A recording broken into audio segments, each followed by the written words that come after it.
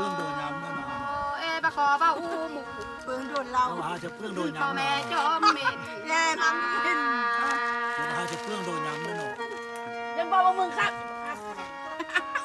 อายโย เรื่องนี้นี่ บะคอบ่าอูเป็น เรื่องนี้คุณ เดี๋ยวมานั่งตรงนั้น แก้ กัน มานี่ ฟังว่าเรื่องนี้คุณเมียคุณมีเลยแต่คุณเมียสู้กันยังไง เจอมัวแล้วกว่าครับ เนยจะบายอันดีเซียว อายโย ไม่เป็นเลยนะ แม่ก็เสียงบ่าโอ้ นางจะได้ทำมาในนางเดียวเลย บ่าพ่อแม่น้องจอมปางเฮียมคือนา มันลาในมือได้กันล่ะ อายโย เกโคลูกค้าหนูคุณให้มันหนักดี ไปกว่าเมือกเสียแม่เงาจานว่า น้ำมันลาดีสินางซัวเธอเลยครับ ว่าเด้อนอกไปกว่าบ่าเสียแม่เงาหนวันนา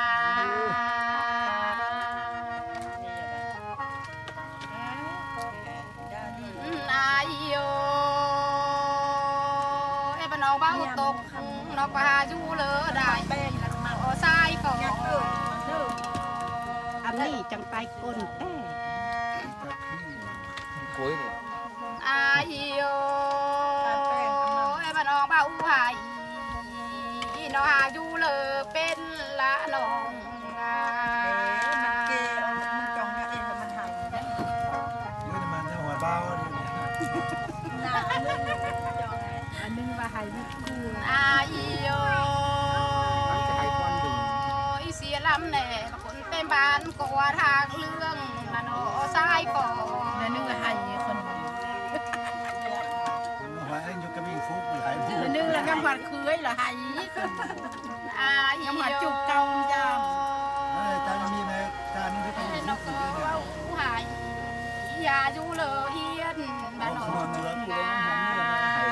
อาขนมเจือเราไปแล้ว ด้านนั้นก็คือแต่เจอแต่ ลา นี่ระเบีย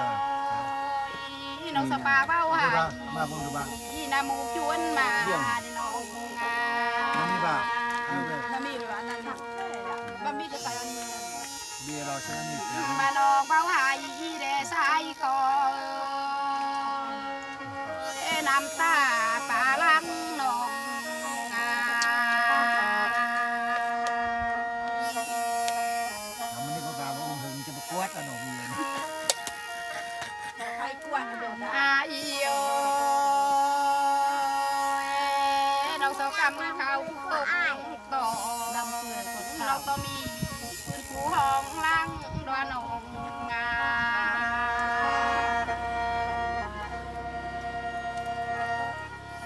อายโย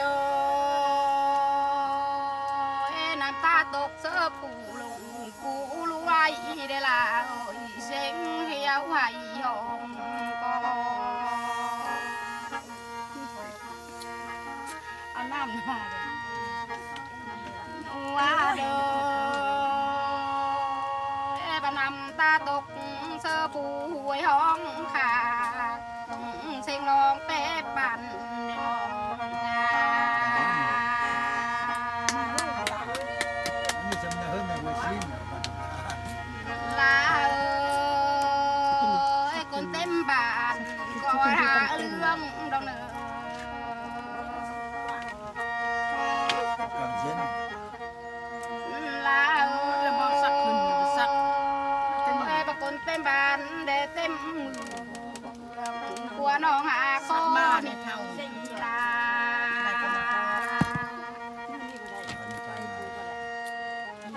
บากายเนื้ออันนี้บ่เยี่ยวเว้ยนกก็จีได้เด็ดต้องตาดกว่าเมืองทะเล ลงเงื่อนเลยค่ะ เชียงโอ้ยโหย น้องก็กายเนื้อนี้ได้อายเยอะไปจีได้เด็ดต้องเรื่องได้อายเอ้ยกว่าเมืองกินจวนว่า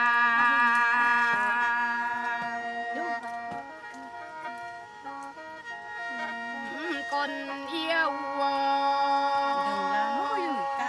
nó có so kín khảo vườn ai bầu lưa đỡ bóp bènเอาเนี่ยใส่นี่กินนะ có so kín ướt kín cưa bò hương chạy bầu phớt đỡ bóp cần yêu nòng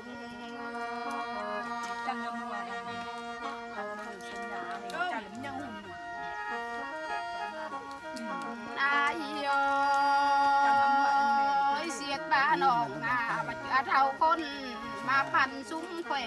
นี่ล่ะ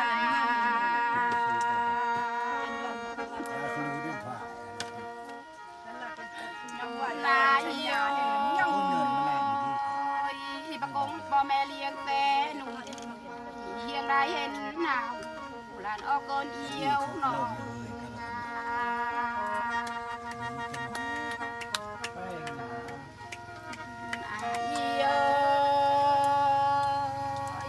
เจอยังหนุ่มเฮาเลยเบาเฮ็ดสายก่อ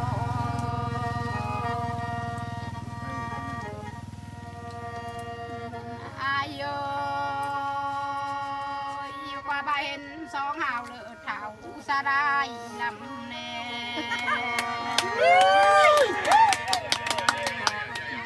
จะเจอเป็นหนึ่งบ้าบาเท้าคำเหลียวหนูเขียนเหี่ยวหยาบากหนูสายเจอหนองจะเจอลายมันแปลกที่หายเจอแล้วอาเยอะภาษากับอากาศหนูจางบางเมื่อผ่าเคยเนอสายก่อสายล่ะดงเจอด้วยใจฝ่าเอ้ยบาคายเมื่อพ้นเนยเหี้ยวจากกาได้ตาลาเฮ้ยแปลงมาช่างว่าเด้อบาตายเมื่อผ่าจากกาได้ก่องเนอเกินเอี้ยวหนองนวลล้าก็เนี่ยเล่าสิว่าเด้อเจอแล้วใต้ทำไมกวางหกเข้าหยาป่าขาวน้อยเงิน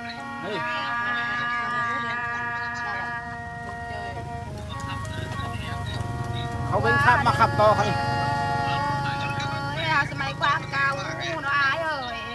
เขาเฮียงซ่องด้วยหนอคนอิ่วหนองเจอลายคนแปลงที่น้องดอก